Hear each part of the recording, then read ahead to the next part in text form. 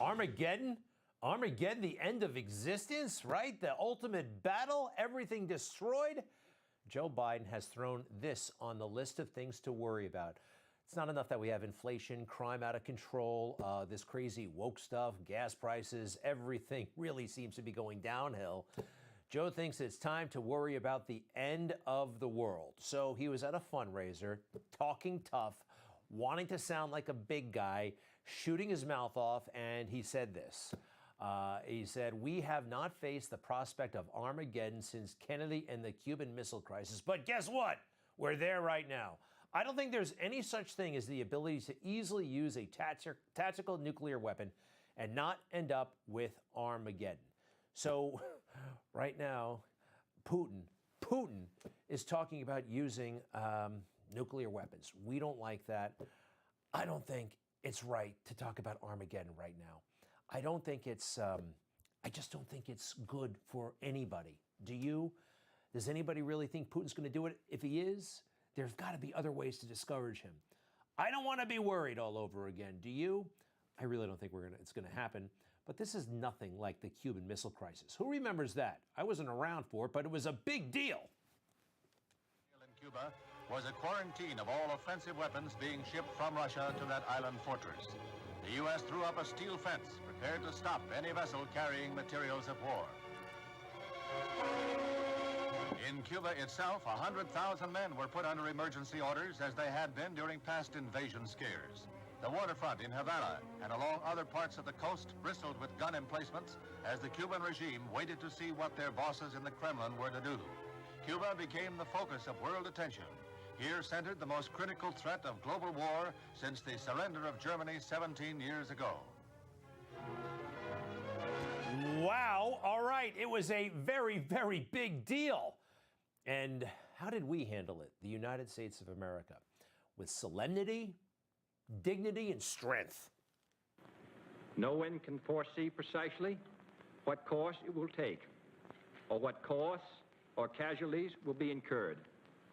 Many months of sacrifice and self-discipline lie ahead, months in which both our patience and our will be tested, months in which many threats and denunciations will keep us aware of our dangers. But the greatest danger of all would be to do nothing. Fast forward, he was the 35th president of the United States. Now we're on our 45th president of the United States. How does he handle the prospect of nuclear Armageddon? Mr. President, will you talk to us about Putin, sir? You think Armageddon is coming, sir?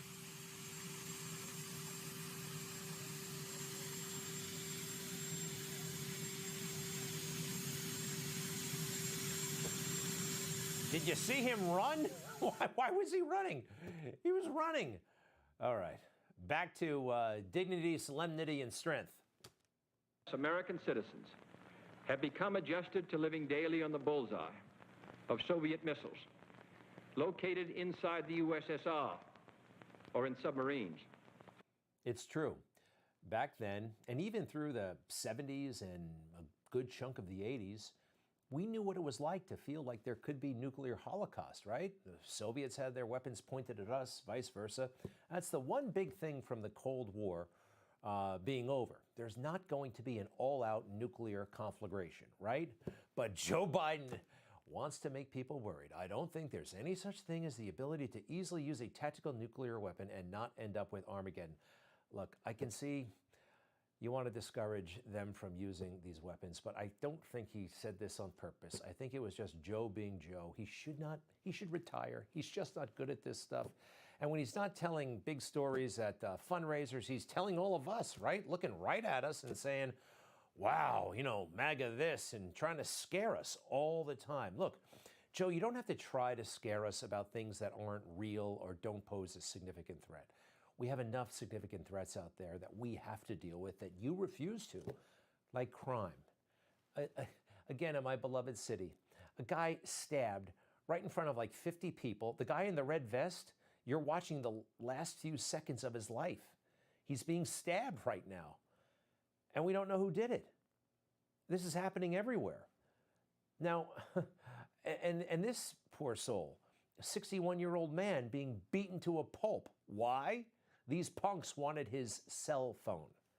His cell phone. I thought that, anyway, what else? We've all seen this a million times. It's happening everywhere. And this is what I think it's a result of the summer of 2020, Black Lives Matter, and the delegitimization of cops. Criminals feel emboldened. And especially here in New York, when they're caught, they're out of jail literally within moments. Moments. They're not even kept overnight. No bail. This is serious stuff. You know, I go back to 2020, and Joe Biden refused to utter certain words. It's kind of interesting now, especially now. Law and order were the words I'm talking about, and President Trump, well, he made a pretty simple challenge that Joe Biden just would not take. I don't think you have any law enforcement. You can't even say the word law enforcement, because if you say those words, you're going to lose all of your radical left supporters. And why aren't you saying those words, Joe? Why don't you say the words law enforcement? Democrats that run these cities don't want to talk like you about law and order. Violent and you crime, still haven't mentioned. Violent Are you in favor of law and order? I'm in favor of law. You follow it. Are you in favor of law and order? Go yes, ahead. I'm in favor. You asked a question, let him finish. Law and order. Law and order. Let him answer. Law and order with justice, where people get treated fairly. Justice, fairly, fairness. Those are code words for the Black Lives Matter stuff, for equitable justice, right? To look at historic wrongs and how can we fix them. Not whether somebody is innocent or guilty and what the evidence says, but all this stuff about what happened hundreds of years ago. That's the code. And the result of speaking like that, maniacs not being kept in prison, even when they've made overt threats to, say, an estranged spouse. Take a look at this. Kiera Hudson was in an abusive relationship, even posting a disturbing video on social media that shows her getting beaten up. Jeter says her sister was staying with her mother because she feared for her life. Kiera strapped on a bulletproof vest before leaving the house Wednesday morning, got in her SUV with her 3 kids, and was on her way to drop them off at school when she was shot and killed. Wow. Wow. By the way, they made an arrest in the Las Vegas stabbing. You heard about that, right? 2 people killed, 6 injured. Guy did it with a kitchen knife, ran off. Well, they got the person. He's in custody right now, and guess what? In this country, illegally. In this country, illegally. So our federal authorities are doing very little to help us with this. What about our local authorities? Well, Chicago, you know that crime is up 37%. And this is actually the mayor, Lori Lightfoot, from this week while she was at work.